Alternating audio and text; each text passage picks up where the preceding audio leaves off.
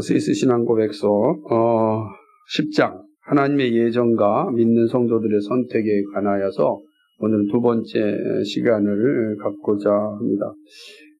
우리가 잠시 생각해 본다면 하나님께서 구원받는 자를 택하셨을 때 그것은 우리의 행위와 어떤 조건을 보신 것이 아니라 하나님의 은혜로 우리를 택하셨다라고 하는 것이죠.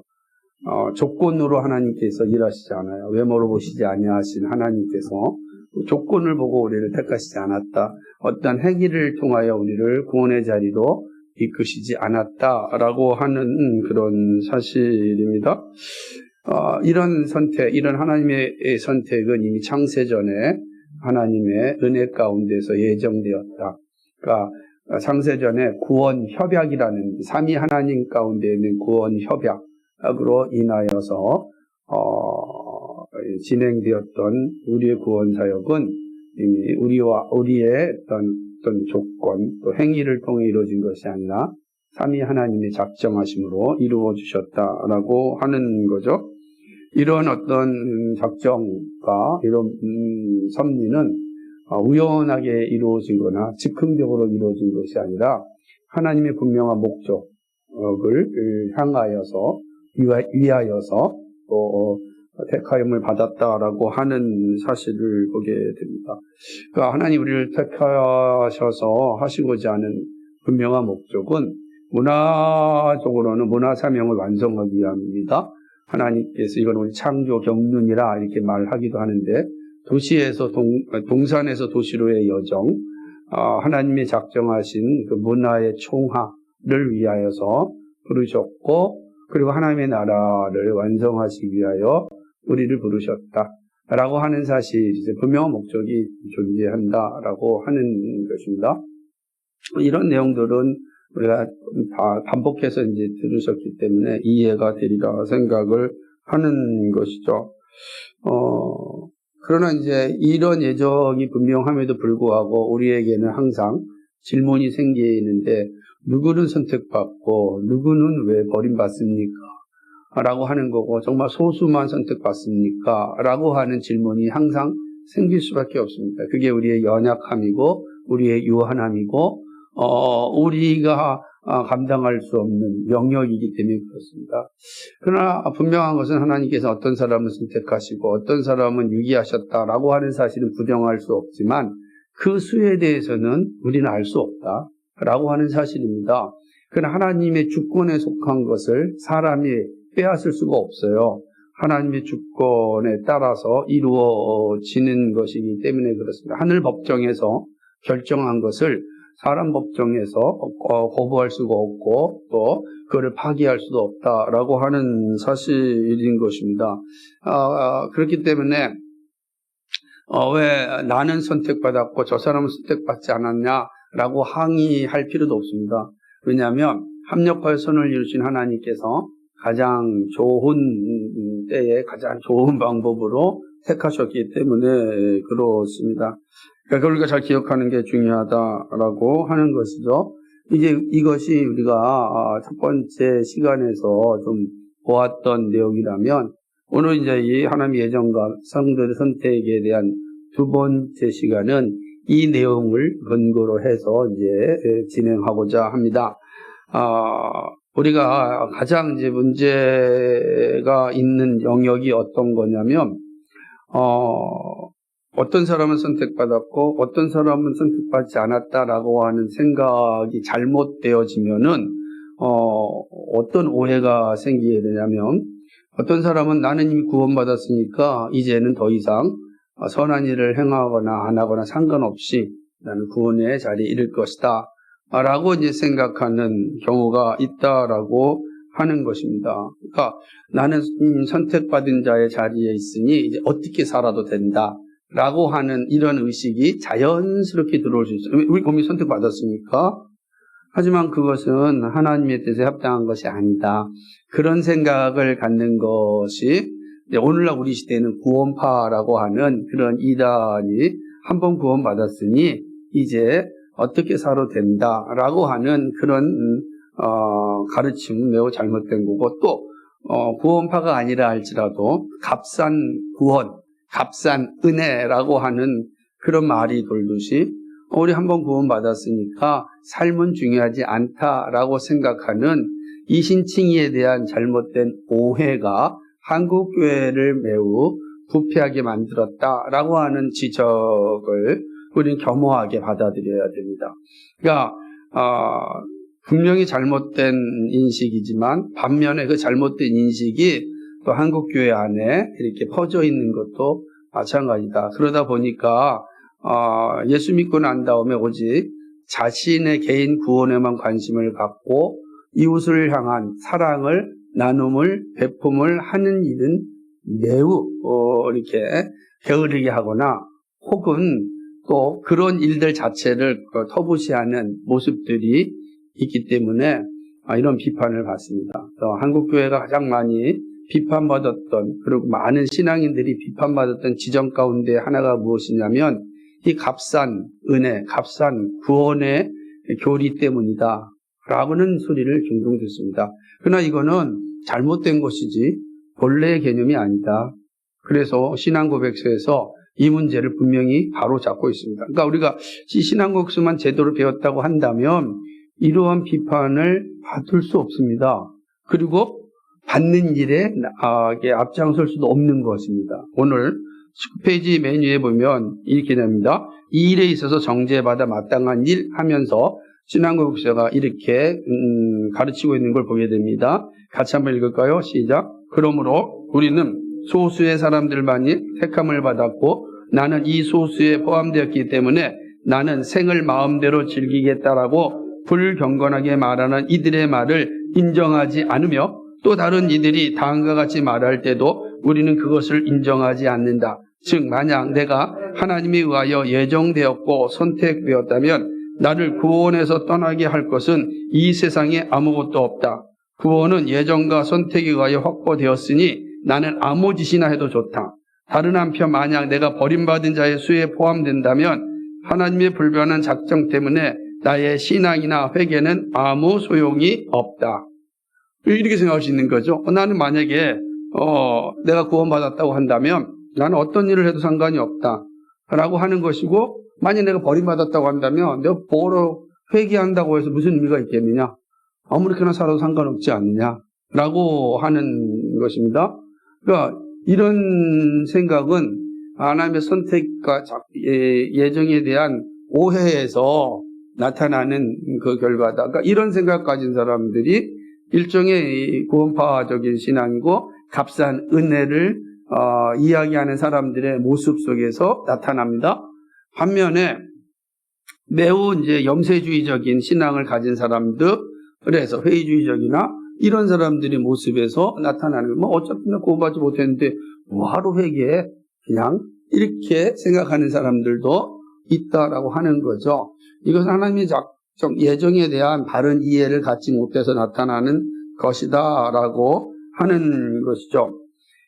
이런 말은 사도 바울의 주장과 매우 배치가 되는데, 디모데후서 2장 24절과 26절에 이렇게 얘기합니다. 마땅히 주의 종은 다투지 아니하고 모든 사람을 대하여 온유하며 가르치기를 잘하며 참으며 거역하는 자를 온유함으로 징계할지니 혹 하나님이 저희에게 회개함을 주사 진리를 알게 하실까 하며 저희로 깨어 마귀의 올무에서 벗어나 하나님께 사로잡힌 바 되어 그 뜻을 쫓게 하실까 함이라. 아멘. 그러니까 어떤 사람에게 회개함을 주사 진리를 알게 하실까 하며 또 저희로 깨어 마귀의 올무에서 벗어나 하나님께 사로잡힌 바 된 삶을 살게 할 수 있다. 그러므로 이 사도 바울의 관점은 어떤 사람을 구원받았고 어떤 사람은 구원받지 않았다라고 특정해서 이야기하면 안 된다. 물론 뒤에 나오겠습니다만은 그렇게 된다 그러면 이 사람 구원받지 못했다고 내가 결정해버리면 복음 전해서 무슨 소용이 있겠어요. 그죠? 이미 버림받은 사람인데 라고 하는 거예요. 반면에 이 구원받은 사람이라는 확정을 딱 한다고 한다면 넌 아무렇게나 살아 라고 말할 수도 있는데 사도 바울은 그렇지 않다는 거예요. 항상 가르쳐야 된다.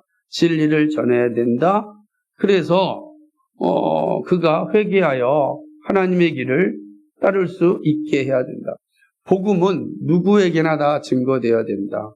왜냐하면 선택은 하나님께서 택하신 것이지 우리의 소관이 아니다. 하나님이 누구를 선택하셨는지, 어떤 사람을 선택하셨는지 우리 알지 못한다. 누구를 버리셨는지 알지 못한다. 그러므로 우리는 저 사람이 구원받았다, 구원받지 않았다라는 그 결정을 하지 말고 우리는 끊임없이 저들에게 바른 복음을 전하는 것. 그래서 그들이 회개하여 진리를 따르게 하든지, 아니면 저들이 정말 더욱더 하나님의 말씀에 가까이 가서 하나님께 영광 돌리는 삶을 살게 하든지 해야 된다. 그렇지 아니하면 저들이 구원받기로 작정된 자라 할지라도 그가 하나님의 부르심 전까지 마귀의 꾀임에 빠져 살아간다면 얼마나 끔찍한 일이겠는가. 그러니까 우리는 그런 짓을 해서는 안 된다. 그러므로 우리는 우리의 선에서 특정하는 것이 아니고 그건 하나님의 주권에 속한 거라 우리는 누구를 향하여든지 계속해서 복음을 전하는 것이 우리의 사명이다. 그러니까 하나님의 영역과 사람의 영역이 분명한 거예요.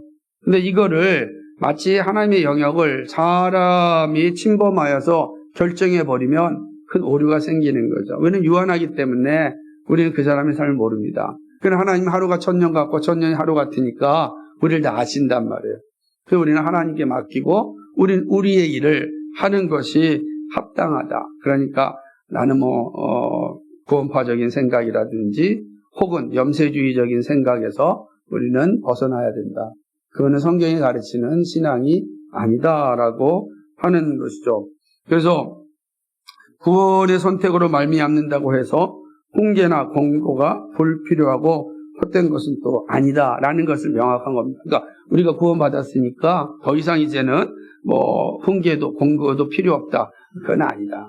오히려 어거스틴이 말한 것처럼 어거스틴은 하나님의 은혜로우신 자유로운 선택과 예정 그리고 건전한 훈계들과 교리들은 모두 설교되어야 한다라고 보았습니다. 우리 14장 이하에서 견인에 대한 관점에서 볼 때 또 살펴보겠지만, 그러니까 예수 믿는 우리 구원받았다 할지라도 그 사람에게 끊임없이 선택과 예정과 그리고 훈계와 교리를 다 설교합니다. 그러니까 오늘 우리가 계속해서 하나님의 말씀을 듣고 죄에 대한 회개를 낸 소리를 듣고 그리고 구원받은 자의 삶을 어떻게 살아야 될지를 계속해서 배워야 되는 겁니다.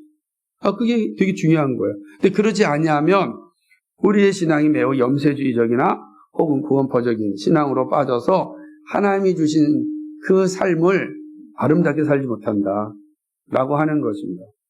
우리 선배들은 그럼 이제 그렇다고 한다면 하나님께서 예정을 하셨고 선택하셨다고 한다면 누군가는 분명히 선택하신 거 아닙니까?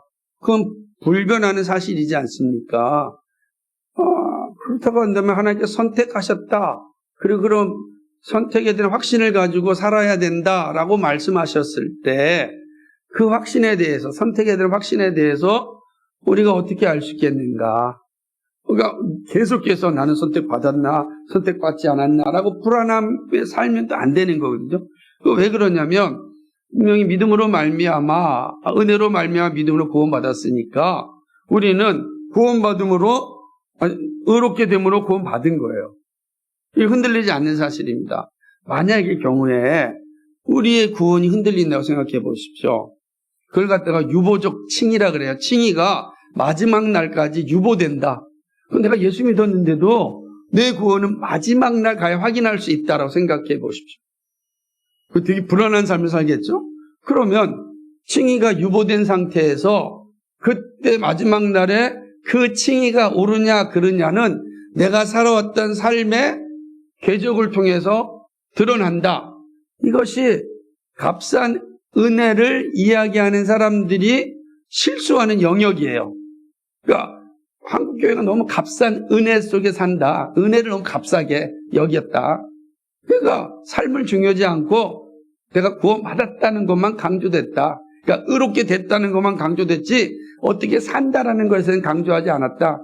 이게 값싼 은혜다. 그게 한국교회 오늘 이런 부패함을 가져왔다라고 하는 사람들이 그러면 그 사람이 구원받았다는 것을 어떻게 확신할 수 있겠느냐라고 하는 질문에 대하여 이 칭의가 마지막 날에 확정되는 거다. 지금이 결정되는 것이 아니라 유보된다. 마지막까지 유보되어서 그때 알 수 있다. 그리고 그때 알 수 있을 때 어떤 과정을 통하여 알 수 있느냐? 그가 처음 예수 믿고 그리고 구원받은 확신을 가졌던 사람이 마지막 날 심판을 받아서 완성될 그때까지의 삶의 모습, 거룩한 삶의 모습을 통하여서 구원받았다라는 것을 확정할 것이다. 이렇게 이야기하는 겁니다. 그런데 이 이야기는 로마 캐톨릭이 말하는 행위로 인한 구원과 유사한 겁니다. 그리고 우리가 예수 믿음으로 구원받는다라고 하는 이 신칭에 대한 분명한 확신이 흔들리면 어떻게 되겠어요? 매일 불안하게 사는 거죠. 그러니까 그건 성경이 가르치는 모습도 아닙니다. 그러면 이런 상황 가운데 그렇다고 한다면 우리가 구원파적인 신앙이나 값싼 은혜의 신앙이나 유보적 칭의로 말미암는 신앙이 아닌 성경이 말하는 예정과 선택에 합당한 삶은 신앙은 어떤 것인가? 그걸 이제 질문해야 되고 답을 얻어야 되는데 신앙 고백서는 이렇게 가르칩니다. 한번 볼까요? 19페이지. 우리는 택함을 받은 사람들과에 대하여 읽겠습니다. 시작. 그러므로 우리는 그리스도 밖에 있는 사람들이 자신들이 선택을 받았는지 안 받았는지에 대하여 묻는 것은 잘못된 일이라고 생각한다. 과연 하나님이 아들에 관하여 영원 전부터 작정하신 바가 무엇일까? 사실은 복음 설교가 이해되고 수용되어 신앙되고 우리가 믿음으로 그리스도 안에 있다는 사실이 틀림없이 믿어질 경우 우리는 택함 받은 것이 확실하다. 자, 이게 되게 중요한 거예요. 그럼 우리가 언제 내가 택함 받았는가를 확신하냐면 놀라운 것은 복음이 증거될 때 그 복음에 대하여 내가 아멘으로 고백한다면 복음이 증거될 때 그 복음이 사실이라는 것을 내가 믿어진다면 그 사람 택함 받은 사람입니다. 왜 그러냐면 우리가 성령이 아니고서는 누구든지 그리스도를 주라고 고백할 수가 없습니다. 주 예수님, 제가 예수님 믿습니다라는 고백이 말씀을 들을 때 우리 안에서 반응되어진다면 택함 받은 사람입니다. 의심할 여지가 없이 택함 받은 사람이다 라고 하는 거예요. 그렇게 택함 받은 사람은 이제 율법이 작동하여서 삶의 규범으로서 우리에게 다가오고 그 율법을 지키고자 하는 열망이 우리 안에 나타나는 거죠. 그 핵심이 십계명으로 드러나는 겁니다. 그러니까 이런 작용들이 주어진다. 우리는 이 사실을 통하여서 내가 구원받았구나 라고 하는 거예요. 그럼 반면에 교회 밖에 있는 사람들을 향하여 당신은 구원받았습니다. 당신은 받지 않았습니다. 이거 말하면 안 된다는 거예요. 그건 하나님의 주권에 속한 거예요. 우리는 그분들에게 끊임없이 복음을 전하여서 하나님의 놀라운 역사를 기대하는 거예요. 그러나 믿는 자 안에 있는 우리들에게는 우리가 말씀이 증거될 때 이 말씀에 대한 고백이 있고 내가 하나님을 향하여 기도하는 그런 준비가 되어 있다면 그 택함 받은 사람입니다. 왜냐하면 택함 받지 않고는 기도할 수가 없어요. 여러분이 기도한다는 건 택함 받았다는 거예요. 여러분 믿지도 않고 기도하는 것처럼 허망한 게 없잖아요. 얼마나 허망하겠어요? 그런 겁니다. 그렇기 때문에 우리는 우리의 택함은 이러한 근거를 통해서 확신하고 그럼 내가 어떻게 이러한 고백을 갖게 되었을까? 놀랍게도 하나님께 창세전에 우리를 그렇게 택하셨기 때문에 우리가 이 고백을 하게 된 겁니다. 어떤 사람은 일찍, 어떤 사람은 젊은 시절에, 어떤 사람은 노년 시절에 모든 사람이 다르지만 그러나 이런 일들이 일어난다. 그래서 우리는 교회 밖에 있는 분들에게는 끊임없이 복음을 증거하여 그들로 하여금 회개하여 주께로 돌아오게끔 하는 일을 하고 그리고 우리는 내가 예수 그리스도를 주로 고백한다는 이 사실로 인하여 내가 하나님께 선택받았다는 이 기쁨과 즐거움을 가지고 거룩한 삶을 사는 것이다. 그것이 우리가 예정에 대한 바른 이해를 갖는 것이다. 그래서 그 다음에 이야기하기를 디모데후서 우리가 1장 9절과 10절에서 우리가 살펴봤던 겁니다. 18페이지 보면 이렇게 되어 있습니다. 하나님이 우리를 구원하사 거룩하신 부르심으로 부르심은 우리의 행위대로 하심이 아니요 오직 자기 뜻과 영원한 때 전부터 그리스도 예수 안에서 우리에게 주신 은혜대로 하시니라. 아멘. 우리를 부르신 건 행위가 아니라 오직 하나님의 뜻과 영원한 작정으로 우리가 구원받았다라고 하는 것이죠.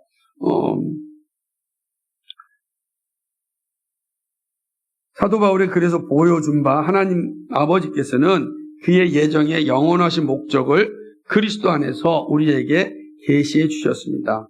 이런 까닭에 무엇보다도 우리가 가르쳐야 하고 생각해야 할 것은 그리스도 안에서 계시된 우리를 향하신 하나님이 엄청난 사랑입니다.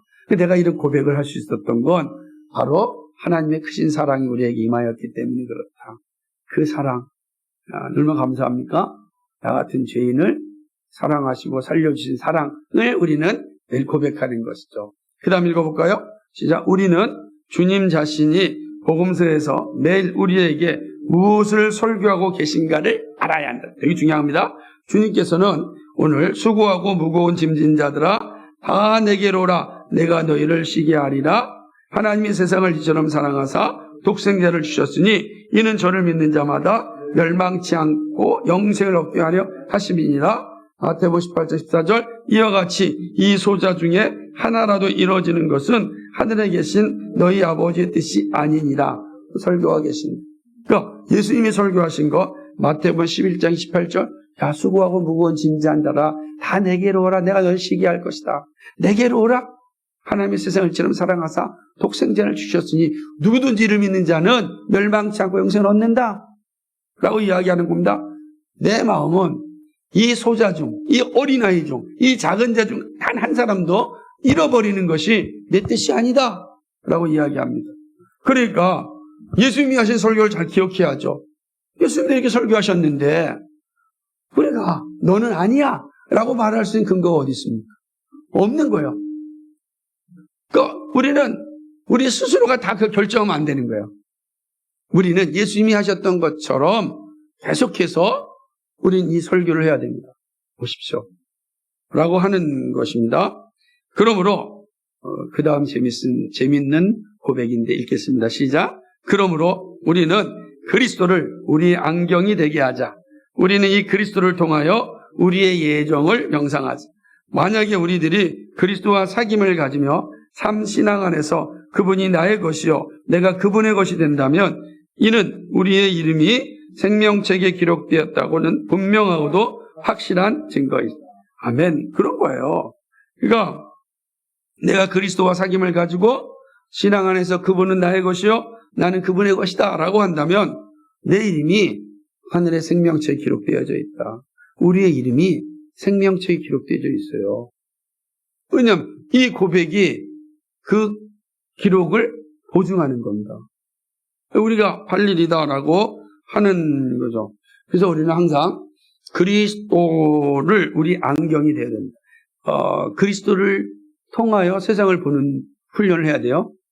이제 마치 성경적 세계관처럼 성경을 통하여 세상을 보듯이 그리스도께서 어떻게 말씀하셨는가, 그리스도께서 어떻게 사셨는가, 그리스도께서 어떻게 가르쳤는가를 통해서 세상을 봐야 됩니다. 그러니까 그리스도를 통해서 그리스도를 우리 안경으로 삼자는 건 성경을 우리의 안경으로 삼자는 거예요. 항상 성경이 우리에게 가르치는 내용이 무엇이죠? 오늘 읽었던 이 말씀만 하더라도 예수님의 설교가 이 예정에 대해서 오해하는 사람들에게 얼마나 중요한 말씀인지 모릅니다. 그들이 이 말씀만이라도 분명히 깨달았다고 한다면 이걸 가지고 논쟁하거나 실족하지 않을 것이다 라고 하는 것입니다. 이제 마지막으로 이제 한번 중요한 것은 예정에 관련된 시험입니다. 한번 읽겠습니다. 예정에 관련된 시험보다 더 위험한 것은 없다. 우리는 이 시험에서 하나님의 약속들이 모든 신자에게 적용된다고 하는 사실에 직면한다. 왜냐하면 누가복음 11장 9절인 것처럼 내가 또 너희에게 이르노니 구하라 그리하면 너희에게 주실 것이요 찾으라 그러면 너희에게 찾을 것이요 문을 두드리라 그러면 너희에게 열릴 것이라고 주께서 말씀하셨고 우리는 하늘에 계신 우리 아버지라고 하나님의 전 교회와 더불어 기도하기 때문이다. 우리가 이렇게 하는 이유는 두 가지인 바 하나는 우리가 세례에 의하여 그리스도의 몸에 접붙임을 받았기 때문이요. 다른 하나는 그리스도의 몸된 교회에서 영생에 이르기 위하여 그의 살과 피로 빈번히 양육받기 때문이다.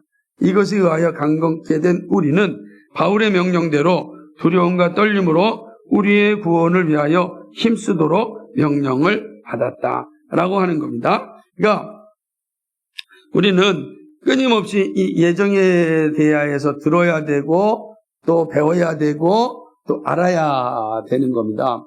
이것이 이 분명한 고백이 우리에게서 사라지는 건 우리의 신앙 자체가 흔들릴 수 있기 때문에 그렇다라고 하는 거죠. 우리가 이 예정이 있기 때문에 두렵고 떨림으로 우리는 구원을 이루어가는 겁니다. 왜 우린 두렵고 떨림으로 이 일을 감당한다라고 하는 거죠. 왜 이렇게 해야 되느냐? 우리가 세례받음으로 예수님께 접붙임을 받았고 우리 예수님과 함께 하는 존재입니다. 예수님께 접붙임을 받은 존재입니다. 그리고 우리는 영생에 이르도록 오늘도 계속해서 훈련받아야 하기 때문에 그렇습니다. 이 내용을 잘 생각해 보면 우리가 이 땅에서 살아가는 삶이 끝이 아니다 라고 하는 거예요. 우리 영생을 향하여 달려가는 사람들입니다. 만약에 영생을 위하여 살아간다면 우리는 어떻게 해야 되겠는가? 우리가 예수님께서 이런 내용을 누가복음에서 말씀하지 않았습니까?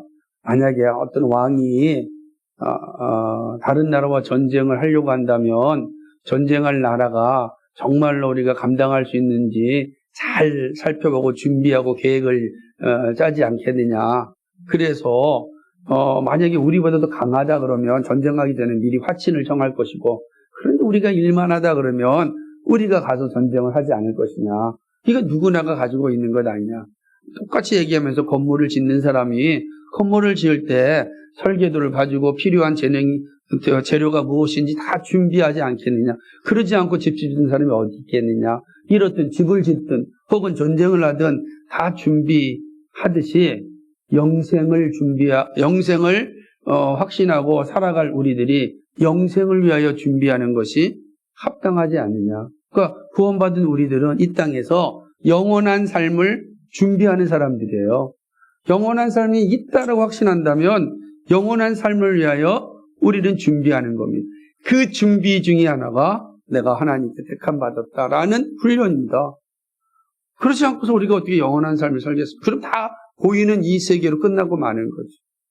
그래서 바울이 얘기하기를 만약에 죽은 자의 다시 살아남, 부활이 없다고 한다면 우리의 믿음은 헛것이라 그랬어요. 왜 그러지 않겠어요? 우리가 이 세상이 전부라고 하는데 뭐하러 고생하며 살아갑니까? 그죠? 뭐하러 순교하죠? 그렇지 않습니까? 그러니까 정말인데 영원한 생명, 하나님의 심판과 영원한 생명이 있음을 안다면 우리는 그렇게 살 수가 없는 거예요. 준비를 해야 되는 거죠. 준비를. 그 준비할 때마다 내가 하나님께 택함받았다. 이 사실을 확인하는 것이 더욱 중요한 거예요. 그래서 그런 준비를 통하여 그럼 내가 구원받은 자로서 어떻게 살 것인가를 늘 생각하는 거죠. 그래서 우리의 구원은 반드시 거룩한 삶을 동반합니다. 그래서 의로움과 거룩함은 함께 가는 것입니다. 그것이 우리의 일상의 삶을 통하여서 보여주신 거예요. 그래서 이 내용은 바로 이런 의미를 가지고 있다. 그래서 우리는 거듭난 백성이요, 또 구원받은 백성으로서 창세전에 예정된 자로서 그 예정의 즐거움과 기쁨을 누리면서 영원한 나라를 위하여 오늘을 준비하며 살아간다. 이것이 바로 예정과 성도들의 선택에 관한 선배들의 가르침이었습니다. 이상입니다.